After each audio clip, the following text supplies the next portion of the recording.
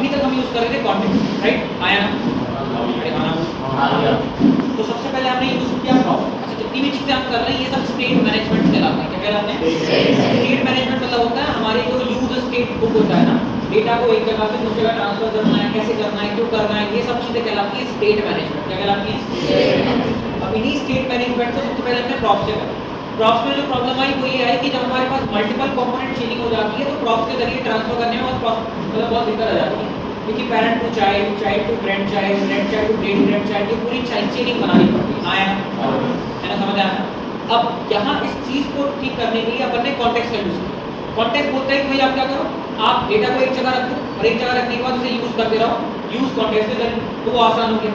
अब use context में ऐसा क्या प्रॉब्लम है जो कि वो हमें अच्छा नहीं लगने लगा या वो चीज जो है वो और ज्यादा हमें प्रॉब्लमेटिक लगेगी। देखते हैं, अभी तक हमने रेसिपी एप्लीकेशन का काम किया था, राइट? तो रेसिपी एक सिंगल ऑब्जेक्ट आया, सिंगल था ना। अब मान लीजिए कुछ ऐसा ले लेते हैं अपन कि अपना जो ऐप है, मान लेते हैं ऐप को रैप करने के लिए अपने पास प्रोडक्ट है। क्या है? तो प्रोडक्ट नाम का कॉन्टेक्स्ट बनता है। और एक काम करते हैं यूजर ही बना लेते हैं। क्या बना लेते हैं? और एक काम करते हैं कार्ड्स भी बना लेते हैं। क्या बना लिया अपन ने? कार्ड्स। तो कितने हमारे पास रैपर्स हो गए? 1 2 3 रैपर्स हो गए, है ना? मतलब हमारे पास 3 कॉन्टेक्स्ट हो गए। कितने कॉन्टेक्स्ट हो गए? 3 कॉन्टेक्स्ट। अब ये तो क्लियर है कि पेरेंट चाइल्ड रिलेशनशिप अगर लगाएं तो ऐप के पास C का भी डेटा होगा, U का भी डेटा होगा और P का भी डेटा होगा। मतलब कार्ड का भी होगा, यूजर का भी होगा और प्रोडक्ट का भी। समझा ना? पेरेंट चाइल्ड रिलेशनशिप वाला। अब यहाँ प्रॉब्लम ये है कि बताओ P के पास किसका डेटा है? सिर्फ A का। देखा जाए तो पेरेंट टू चाइल्ड रिलेशनशिप वाली कॉन्सेप्ट चल रहा है ना। तो यहाँ अगर ध्यान से देखें हम तो C जैसे U है फॉर एग्जांपल, तो U जो है वो कुछ इस तरीके से काम करता है कि C ऊपर है, पेरेंट, तो डेटा यहाँ से यहाँ ट्रांसफर नहीं होता है। मतलब जो कुछ इस तरीके से काम कर रही है, ठीक है? तो जो P है वो U और C का डेटा एक्सेस नहीं कर पाएगा, और जो U है वो उसका नहीं कर पाएगा। A समझ आ रहा है? और जो A है हमारा बेसिकली यहाँ से ये ट्रांसफर नहीं कर पाएगा डेटा। समझ आ रहा है? मतलब डाउनवर्ड पॉसिबल है पर अपवर्ड पॉसिबल नहीं। प्रॉब्लम समझ आई? तो अब यहाँ सबसे बड़ी दिक्कत ये है कि अब हमें पेरेंट किसको बनाना चाहिए? पेरेंट हम कार्ड को पेरेंट बना लें, यूजर को पेरेंट बना लें, या प्रोडक्ट को पेरेंट बना लें, ये सोचना चाहिए हमें। तो लेट्स से हम यूजर को पेरेंट बनाते हैं, तो यूजर को पेरेंट बनाएंगे तो इसका चाहे प्रोडक्ट है, इसका चाहे कार्ड है। क्या ये सही तरीका है? इसके नीचे फिर आप रख देंगे तो क्या प्रोडक्ट को यूजर की जरूरत पड़ेगी? नहीं पड़ेगी? पड़ेगी ना, तो उल्टा जाना फिर पॉसिबल नहीं। लेट्स से प्रोडक्ट को ऊपर रख देते हैं, फिर यूजर और फिर कार्ड कर लेते हैं। क्या यूजर को प्रोडक्ट की जरूरत नहीं पड़ेगी? क्या पड़ेगी? ये भी गलत हो गया। तो प्रॉब्लम समझ आ रही है? मतलब जब हमारे पास मल्टीपल कैटेगरी ऑफ डेटा है तो हम ये डिसाइड ही नहीं कर पा रहे हैं कि पेरेंट चाइल्ड रिलेशनशिप कैसे रखें। रेसिपी ये कह रहा था तो रेसिपी रैप कर दिया था, बट यहाँ हमारे पास डेटा ही मल्टीपल कैटेगरीज का पेरेंट चाइल्ड रिलेशनशिप रखना पॉसिबल नहीं हो पा रहा है, क्योंकि हम ये नहीं समझ पा रहे हैं कि प्रोडक्ट को ऊपर रखें, यू को ऊपर रखें या कार्ड को ऊपर रखें। तो ये समझ नहीं आता है कि किस रैपर को ऊपर रखें और किस रैपर को नीचे रखें। ये प्रॉब्लम इसलिए आ रही है क्योंकि हमारे पास मल्टीपल कैटेगरी ऑफ डेटा है। क्यों आ रही है? Since we have the multiple category of data, हमारे पास मल्टीपल कैटेगरी का डेटा होने के कारण हम ये नहीं डिसाइड कर पा रहे हैं कि कौन सा डेटा पहले आएगा, कौन सी कैटेगरी पहले आएगा, कौन सा कैटेगरी पेरेंट होगी, कौन सी कैटेगरी चाइल्ड होगी, ये समझ नहीं पा रहे हैं। समझ आया ना? अब इस चीज को ही मद्देनजर रखते हुए इन्होंने बोला कि भाई कॉन्टेक्स्ट जब बहुत अच्छा है, जब आपके पास सिंगल कैटेगरी ऑफ डेटा या मल्टीपल भी है तो ये समझ पा रहे हैं कि पेरेंट कौन है, चाइल्ड कौन, ठीक है? जब तक ये बहुत बढ़िया है। तो जब आपके पास सिंगल कैटेगरी ऑफ डेटा है, मल्टीपल कैटेगरी ऑफ डेटा है, पर आप पेरेंट चाइल्ड रिलेशनशिप को समझ पा रहे हैं तो आपका कॉन्टेक्स्ट अच्छा है। बट एट दैट मोमेंट जब आपके पास मल्टीपल कैटेगरी ऑफ डेटा है, जैसे प्रोडक्ट का अलग डेटा है, यूजर का अलग डेटा है, कार्ड्स का अलग डेटा है, और ये तीनों ही डेटा में ये नहीं डिसाइड कर पा रहे हैं कि कौन ऊपर होना चाहिए, कौन नीचे होना चाहिए, किस तरीके से किसकी पेरेंट चाइल्ड रैपिंग होनी चाहिए, समझ नहीं आ रहा। ऐसी सिचुएशन में आप रिडक्स टूलकिट का यूज करिए। इसका यूज करिए। समझ आया? तो रिडक्स टूलकिट का यूज हमें जब करना है जब हमारे पास मल्टीपल कैटेगरी ऑफ डेटा हो, उसे हमारा कॉन्टेक्स्ट झेलने के लिए असमर्थ रहता है, ठीक है? तो अगर आप देखें, अगर इंटरनेट पर अगर इन्फॉर्मेशन दिखे तो ये लेकर आएगा कि छोटे एप्लीकेशन के लिए कॉन्टेक्स्ट यूज करो, बड़े एप्लीकेशन के लिए रिडक्स यूज करो। और अल्टीमेटली जो सत्य है वो ये है, जब आपके पास मल्टीपल कैटेगरी ऑफ डेटा होता है तो मोस्ट लाइकली आपको रिडक्स टूलकिट यूज करना चाहिए। समझ आया? अब प्रॉप्स रिएक्ट के अंदर था, कोई चीज़ बाहर से डाउनलोड करने की जरूरत नहीं है, ठीक है। कॉन्टेक्स्ट भी रिएक्ट के अंदर था, कोई चीज़ बाहर से डाउनलोड करने की जरूरत नहीं। पर रिडक्स टूलकिट जो है वो एक इंडिविजुअल पैकेज है या बोलूँ एक फ्रेमवर्क जो स्टेट मैनेजमेंट टूल है। क्या है ये? स्टेट मैनेजमेंट या स्टेट मैनेजमेंट फ्रेमवर्क। क्या है ये? समझ आया? स्टेट मैनेजमेंट टूल या स्टेट मैनेजमेंट फ्रेमवर्क मतलब होता है एक ऐसी चीज जो बाहर से हम इंक्लूड कर रहे हैं, जो हमारी स्टेट को मैनेज करे, जो हमारे डेटा को मैनेज करे। अभी तक जो हमारे स्टेट मैनेजमेंट के लिए चीजें थी वो रिएक्ट के अंदर थी, बाहर से हम यूज करते हैं। समझ आया? इतना दिमाग समझ आया? व्हाई, व्हाट, व्हेन, क्यों, कब, कहाँ, कैसे यूज कर रहे हैं। अब देखते हैं इसके मेजर पार्ट्स क्या हैं, एक्चुअली हम क्या करने वाले हैं, ये थोड़ा हमें समझ करना है। अल्टीमेटली हमें जैसे कॉन्टेक्स्ट में हम कर रहे थे, डेटा एक जगह रखना है हमें, या अपन ने डेटा रखना है, ठीक है। और ये मान लो हमारा पूरा एप्लीकेशन है, ये क्या पूरा हमारा ऑब्वियसली डेटा अगर यहाँ रखा है, मान लो अपन ने 3 डेटा रखे हैं, एक प्रोडक्ट हो गया, एक यूजर हो गया और एक कार्ड हो गया। तो इस डेटा को यहाँ से मैं यहाँ ट्रांसफर कर दूँ, ठीक है। ये डेटा यहाँ ट्रांसफर, तो यहाँ ये डेटा रीड हो गया, क्या हो गया? पढ़ लिया, ठीक है। अब ऐप से मान लीजिए आपने फॉर्म बनाया है, किसी कारण से आप यहाँ डेटा पुश कर रहे हैं, मतलब यहाँ आप डेटा को क्रिएट कर सकते हैं, डिलीट कर सकते हैं या अपडेट कर सकते हैं। इस चीज़ को हम बोलते हैं मैनिपुलेट करना है, अपडेट करना। क्या करना? अपडेट या मैनिपुलेट करना। समझ आ रहा है क्या हो रहा है?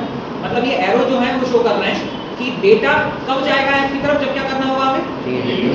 और फ्रंट एंड से डेटा जो है, फ्रंट एंड मतलब एप्लीकेशन से डेटा कब आएगा, जब हमें क्या करना होगा? अपडेट, क्रिएट या तो अपडेट या तो समझ आया? जब भी डेटा मैनिपुलेशन होता है तब ये वाला पार्ट चलता है। ये समझ आ रही है? हाँ। अब यहाँ 3 डेटा स्टोर करना, उनके रिलेटेड फंक्शन बनाना, ये बहुत हौच-पौच होता है। समझ आ रहा है? तो सोचो 3 कैटेगरी ऑफ डेटा रख रहे हैं हमें, उसे मैनिपुलेट करने के लिए फंक्शन भी बनाना पड़ रहा है कि यहाँ से कोई चीज़ काम करेगी तो फंक्शन बनाना पड़ेगा ना, उस फंक्शन में से अपडेट करना है। तो ये सब तमाम चीज़ें जो है ना, ये बोलते हैं कि काम करो, ये बहुत ज़्यादा हेक्टिक हो जाएगा कि काम करते हैं, इस स्ट्रक्चर को थोड़ा और ठीक ठाक करते हैं। तो रिडक्स बोलता है एक काम करो, यहाँ एक और रखो, यहाँ हर एक कैटेगरी के लिए अलग अलग फाइल, ठीक है। ये प्रोडक्ट के लिए हो गया, ये किसके लिए हो गया? यूजर के लिए, और ये किसके लिए हो गया? ठीक है। इनको बोलते हैं स्लाइस। क्या बोलते हैं? स्लाइस, टुकड़ा, स्लाइस। और एक्चुअली इन्हीं रिड्यूसर भी बोलते हैं। क्या बोलते हैं? मान लो ये रिड्यूसर और स्लाइस, जो भी नाम हो, ठीक है। अब इन स्लाइस को कंबाइन करेंगे। क्या करेंगे? कंबाइन। ये कंबाइन होगा। तो प्रोडक्ट का पूरा डेटा यहाँ है, प्रोडक्ट का वेरिएबल यहाँ बनाया है, ऑब्जेक्ट यहाँ बनाया है, सब चीज़ें यहाँ बना के रखी, उसका नाम, सब चीज़ें यहाँ पर डिफाइन करके रखी। और कंबाइन अपन ने यहाँ कर दिया। यहाँ क्या कर दिया इनको? मतलब बना नीचे है, बस इसको इंपोर्ट एक्सपोर्ट करके कंबाइन कर दिया, प्रोडक्ट को, यूजर को और कार्ड को। समझा? ये कर दिया कंबाइन, मतलब बढ़िया, ये हो गया ठीक, आया ना? ठीक है, ये हो गया कंबाइन। तो कंबाइन होने से फायदा यह है, अगर कंबाइन नहीं होता सोचो ऐसा अपन को एक्सेस करना पड़ता है, अच्छा लगे हर एक डेटा की अलग फाइल यूज कर रहा है, इंपोर्ट एक्सपोर्ट नहीं समझ वाला, कहाँ से नहीं कहाँ से नहीं, तो उन्होंने क्या करा, एक जगह रख के उधर से भाग दिया, ये सब डेटा से आएगा, है ना? अच्छा ठीक है।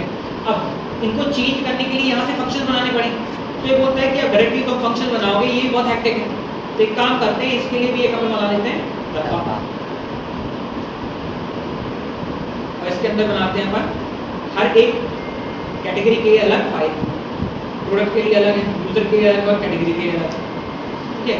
प्रोडक्ट के लिए प्रोडक्ट के पास जाओ, ये भेज देगा प्रोडक्ट के पास, यूजर के लिए यूजर के पास जाओ, ये भेज देगा यूजर के पास, कैटेगरी के लिए कैटेगरी के पास जाओ और ये भेज देगा किसके पास, कैटेगरी के पास। समझ आया? अब ये पूरा डेटा सेग्रीगेट हो गया, मतलब यहाँ पूरे फंक्शंस हैं, यहाँ क्या पूरे उस डेटा को चेंज करने के फंक्शंस यहाँ हैं, डेटा यहाँ है और कॉम्बिनेशन यहाँ। ये 4 इंपॉर्टेंट चीजें जो ध्यान रखनी है हमें, इसको हम रिडक्स की टर्म में बोलते हैं स्टोर। क्या बोलते हैं? इसको हम बोलते हैं रिडक्स या स्लाइस। क्या बोलते हैं इसे? और इन्हें बोलते हैं एक्शंस। क्या बोलते हैं? फंक्शंस जो है वो एक्शंस ही होते हैं, तो इन्हें एक्शंस बोलते हैं। समझ आएगी 4 चीजें? इस तरीके से डेटा फ्लो करता है, और ये डेटा जो है वो यूनिडायरेक्शनल डेटा है, मतलब एक ही डायरेक्शन में फ्लो करता है डेटा।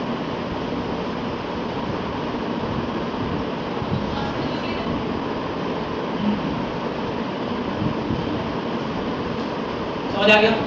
तो ultimately this is how the thing works. इस तरीके से चीज़ें हमारी काम करती हैं। अब यहाँ एक एक चीज़ को क्रिएट करते हैं और जरा फॉलो करते हैं। आज हम ये 3 प्रोसेस कंप्लीट कर लेंगे, ठीक है। डेटा को स्टोर करना, डेटा को कंबाइन करना और डेटा को फ्रंट एंड तक पहुँचाना, ये चीज़ अपन कंप्लीट कर लेंगे, ठीक है। एक्शन को आराम से क्रिएट करना, ये काम हमारा किसका है? स्टोर का। इसका काम है ये स्टोर।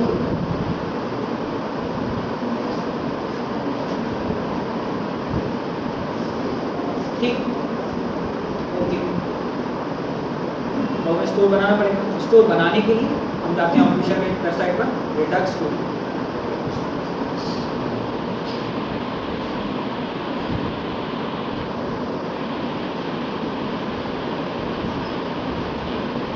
कॉपी और यहाँ पर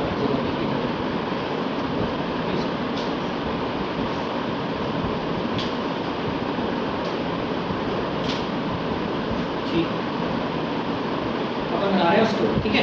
स्टोर बनाने के लिए एक काम करते हैं, जैसे हमने हर चीज़ को सेग्रीगेट करके रखा, राउटिंग को राउटिंग वाले फोल्डर में बनाया, ठीक है। और क्या हमारे पास कंपोनेंट्स को कंपोनेंट में बनाया, पेजेस को पेजेस में बनाया, वैसे ही हम पूरे के पूरे रेडक्स को एक स्टोर नाम के फोल्डर में बनाएंगे। किसमें बनाएंगे? स्टोर, ठीक, बढ़िया। स्टोर के अंदर हम लिखेंगे store.js, सही है। स्टोर बनाने के लिए हम यूज करते हैं कॉन्फ़िगर स्टोर। क्या यूज करते हैं? Configure store. कॉन्फ़िगर स्टोर के अंदर अब यहाँ हमें कंबाइन करना है, किसको कंबाइन करना है? पूरे रिड्यूसर को कंबाइन करना है, तो यहाँ यूज होगा रिड्यूसर। ये रिड्यूसर हमारे पास 3 बेसिक स्लाइस रिड्यूसर मतलब स्लाइस में कौन से थे? प्रोडक्ट थे हमारे पास, जैसे अभी खाली स्ट्रिंग देते हैं आगे बढ़ने। इसके बाद क्या था हमारे पास? कार्ड्स। और क्या था हमारे पास? ठीक है। कुल मिलाने अपन ने बना दिया क्या? अपन ने ये स्ट्रक्चर बना के रख दिया, ये बन गया। और कंबाइन करने के लिए नीचे क्या बनाना है बताइए मुझे? कंबाइन करने के लिए डेटा भी चाहिए ना। अभी तो हमने यहाँ से पिक ऑफ किया है, स्लाइस बनाने की इंपॉर्टेंस है, स्लाइस बनाना है। स्लाइस बनाने के लिए अपन क्या करेंगे? यहाँ बनाएंगे स्लाइस। यहाँ पर बनाते हैं 3 स्लाइस,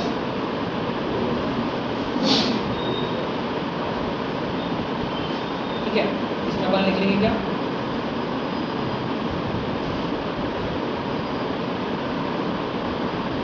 ये कौन सा स्लाइस बनाते हैं? इसको अपन बोलते हैं ये है प्रोडक्ट स्लाइस।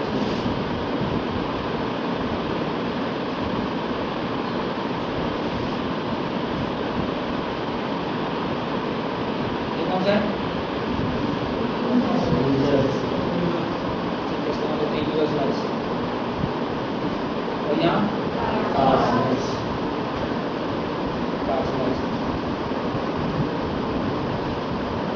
ठीक है, 3 स्लाइस बना दी। और तीनों स्लाइस को क्या करना है अपन को? यहाँ से कंबाइन करना है, मतलब यहाँ से उठा के यहाँ पास करना है,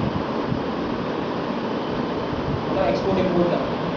ये अपन ने तीनों को मिलाकर कंबाइन करना है।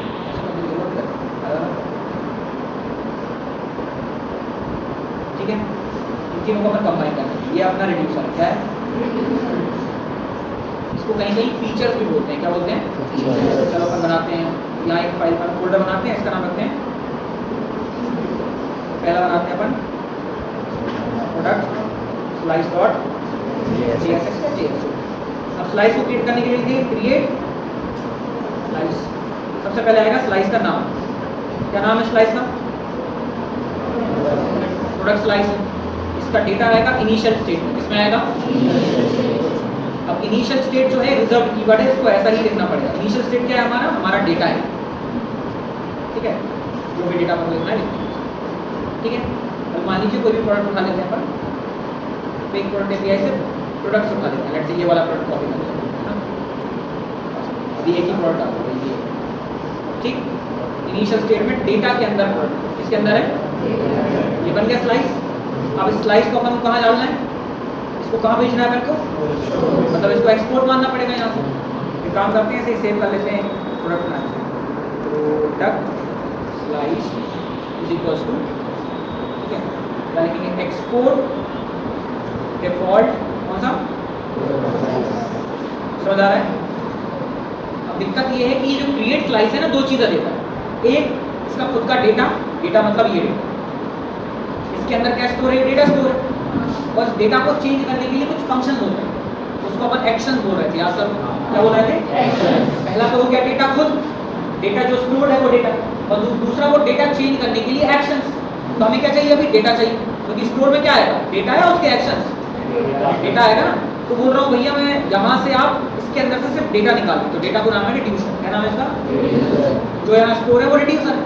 तो मैंने बोला कि भाई रिड्यूसर्स को निकालो और यहाँ कंबाइन करने के लिए भेजो, तो ये रिड्यूसर निकालो। ऐसे ही अपन को 3 और 2 और बनाने हैं। कौन कौन से? एग्जैक्टली, यहाँ अपन ने बोला कि भैया यहाँ बना लो यूजर्स या यूजर जो भी नाम होता है, और यहाँ जहाँ जहाँ अपन ने लिखा है प्रोडक्ट, उसको क्या बोलेंगे अपन? यूजर। और यहाँ पर यूजर का डेटा रखेंगे, तो यहाँ से इसको हटा के यहाँ यूजर डाल देंगे। इसको मैं लिख देता हूँ,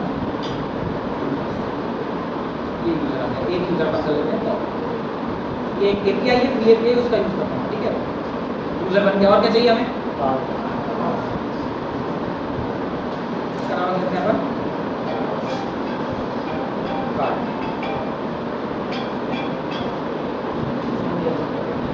ये कार्ड है हमारा, इसका नाम लिख लेंगे अपन। इसमें कंपोनेंट नहीं लिख रहे ना, जब रिएक्ट का कंपोनेंट बनाते हैं तब कैपिटल होना चाहिए। यहाँ रिएक्ट का कंपोनेंट कहाँ बना रहे हैं? RFC नहीं लिख रहे हैं ना, जहाँ RFC लिखेंगे वो कैपिटल में होना चाहिए। तो यहाँ अपन GS भी लिख सकते हैं।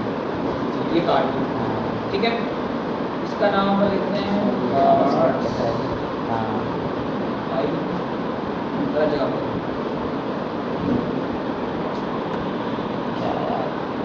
क्या दिमाग नहीं है आगे, यूट्यूब पर तेरी आवाज़ आई।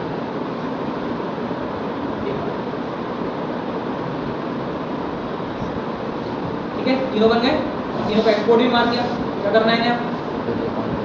स्टोर में डाल दें। तो यहाँ क्या आएगा? प्रोडक्ट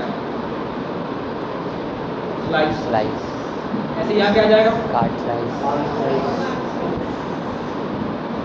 और यहाँ क्या आएगा?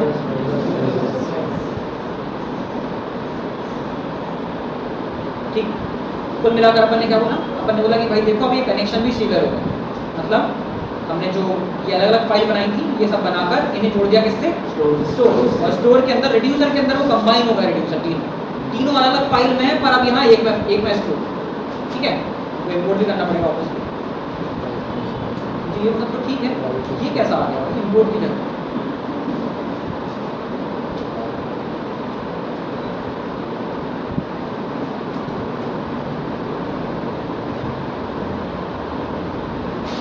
इंपोर्ट रिड्यूसर से करना है हमें, सब लेते हैं, दो ही लेते हैं। हमारा एक्सपोर्ट तो हुआ नहीं, एक्सपोर्ट तो हुए ना, यहाँ यूज़ करना है हमें प्रोडक्ट, और यहाँ यूज़ करना है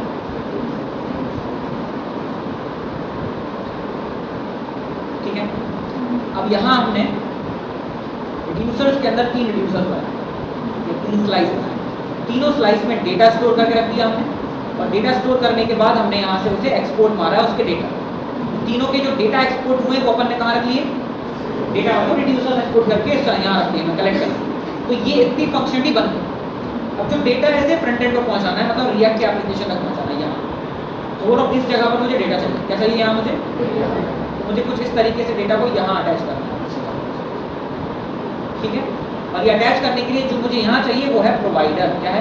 प्रोवाइडर। इस प्रोवाइडर पास कर दूंगा पूरी स्टोर। जैसे कॉन्टेक्स्ट डॉट प्रोवाइडर यूज करते थे ना, और वहाँ वैल्यू पास कर देते थे, वैसे ही इसका यूज करना है। मैं बोलो भैया ये जो मेरा स्टोर है इसको मुझे एक्सपोर्ट मारना पड़ेगा, तो यहाँ लिख देते हैं export const store is equal, ठीक है। और इसे मैं डाल देता हूँ मेन,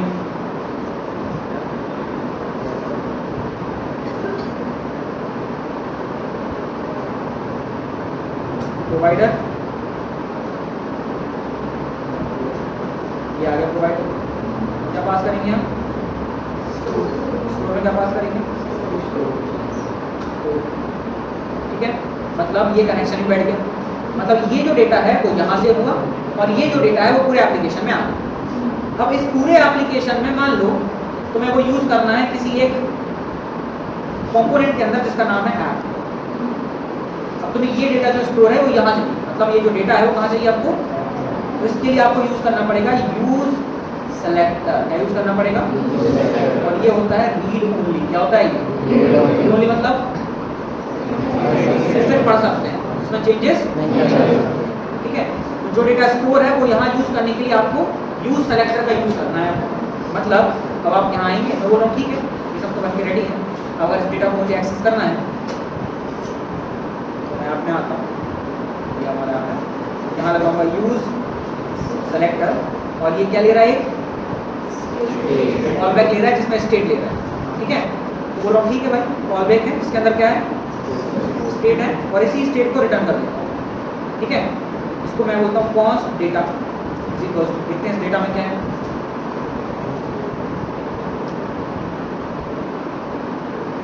एरर आ रही है, हमारे रिक्वायर आ गया, ऐसा नहीं कर रहा है काम, रिक्वायरमेंट पर क्यों आ रहा है, GSX लिखा है ना इसलिए, GS लिखने के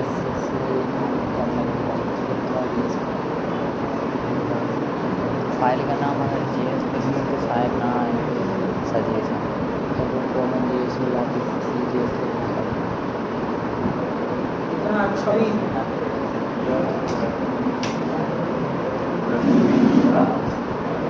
कार्ड साइज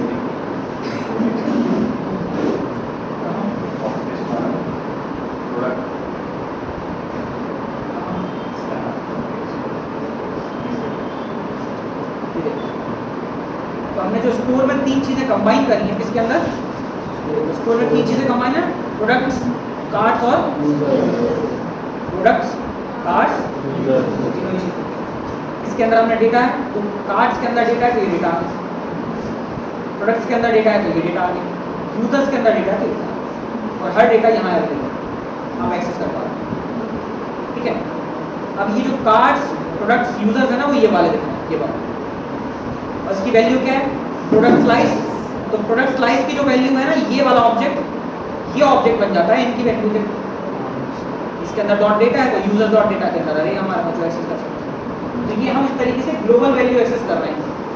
आपकी जो पूरी ग्लोबल वैल्यू थी वो आपने रखी कहाँ है, रिड्यूसर्स के अंदर, स्लाइस के अंदर रखी, और स्लाइस से वो वैल्यू आपने स्टोर करी कंबाइन करके स्टोर में, स्टोर की वो पूरी वैल्यू आपने प्रोवाइडर के जरिए पूरे एप्लीकेशन में लगाई, और एप्लीकेशन में क्योंकि वो अटैच्ड है इसलिए यूज सेलेक्टर के जरिए उस वैल्यू को आप यूज करते हैं।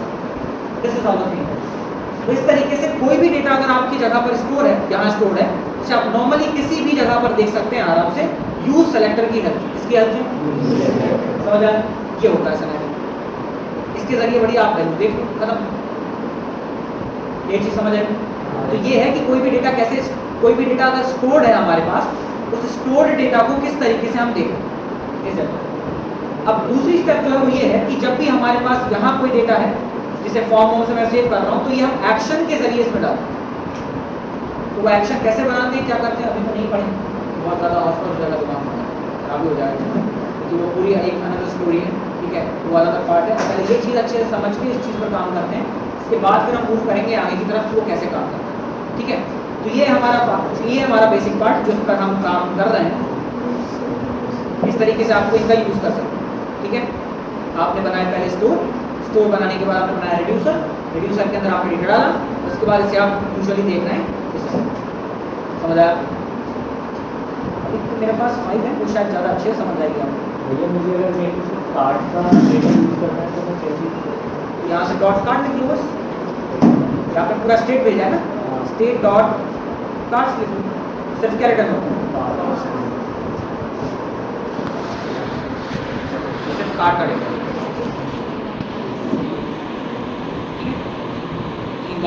तीन प्रोडक्ट्स आ गए कार्ड, तो ऐसे यूज करते हैं। इसका फायदा ये है आपको ग्लोबल स्टेट दे रहा है, मतलब आपके एप्लीकेशन में जितना भी डेटा है जहाँ भी है सब दिखा दो। ठीक है, और इसके लिए डीबगिंग के लिए आपको एक रेडेक्स टूलकिट करके इंस्टॉल करना पड़ता है। ये है, ये आपको दिखा देगा कि आपके एप्लीकेशन में आपने कितनी स्टेट्स बना के रखी है।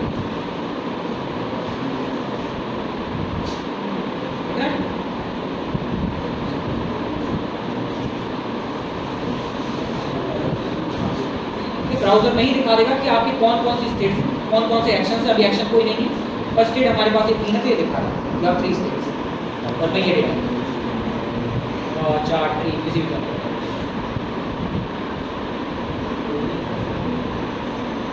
ठीक है। तो आप एप्लीकेशन में जाके कहीं मूव नहीं करना पड़ेगा चीज़ों को, यहीं से आप चीज़ों को देख सकते हैं आराम से।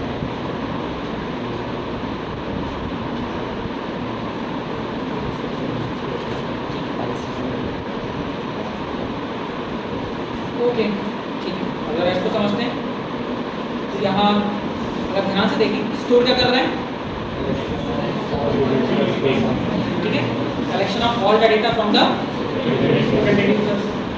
वहीं रिड्यूसर के पास हमारे पास क्या है, स्टेट है, अलग अलग इंडिविजुअल स्टेट, ठीक है। ये थोड़ा सा और डीप में लिखा है, ये हम समझेंगे आराम से। Accept the data from the async actions या synchronous actions directly and save it to the individual state with the help of reducer या एसिंक एक्शन। ये समझेंगे क्या होता है। तो मिलाकर यहाँ डेटा होता है अलग, जो हमने अभी देखा। ये डेटा स्टोर होकर यहाँ आएगा, जो क्या करेगा हमारा, get the data from the store and display to the, ये करता है ये वाला काम, ठीक है। इसके अलावा हमारे पास है gate the data from the user. अब यहाँ यूजर से जो भी डेटा आ रहा है वो डेटा एपीआई की तरफ भेज दो या रिड्यूसर की तरफ भेज दो। अभी रेसिपी में हम क्या कर रहे थे, डायरेक्टली स्टेट में चेंज कर रहे थे, मतलब हमें जो भी रेसिपी मिल रहा था सीधा सेट स्टेट कर दे रहे थे। पर अभी क्या होगा कि जब भी कोई डेटा आप ले रहे हैं उसे एपीआई में डालेंगे, एपीआई डेटाबेस में डालेगा, फिर वो रिटर्न करके आपको। तो अगर ऐसा होता है तब जाकर आपको एक्शन करना पड़ेगा। अदरवाइज अगर डेटा डायरेक्टली सेव करना है तो सीधा रिड्यूसर में डेटा डाल दो। तो दो तरीके हैं, या तो एक्शन बना लो या तो सीधा डेटा कहाँ डाल दो, स्लाइस में डाल दो। तो सीधा डेटा स्लाइस में कब जाएगा, जब आपको कहीं एपीआई कॉल ना करनी, और जब एपीआई कॉल करनी होगी तो फिर एक्शंस बनेंगे, ठीक है। तो actions are nothing but the function which is calling the API, ठीक है। समझेंगे क्या है। तो ये है पूरा हमारा सिनेरियो, इस तरीके से ये चीज़ काम करती है। मैं इस फाइल को भी इसी के अंदर पुश कर देता हूँ, ये पढ़ी, ठीक है। इसी में पुश कर दूँगा, तुम्हें समझ में आएगा ये चीज़। तो ये हमारे पास बेसिक प्रोसेस है जिसके जरिए हम रेडक्स टूलकिट को इम्प्लीमेंट कर सकते हैं, ठीक है। अभी पार्शियली इम्प्लीमेंट हुआ है, but we can do that.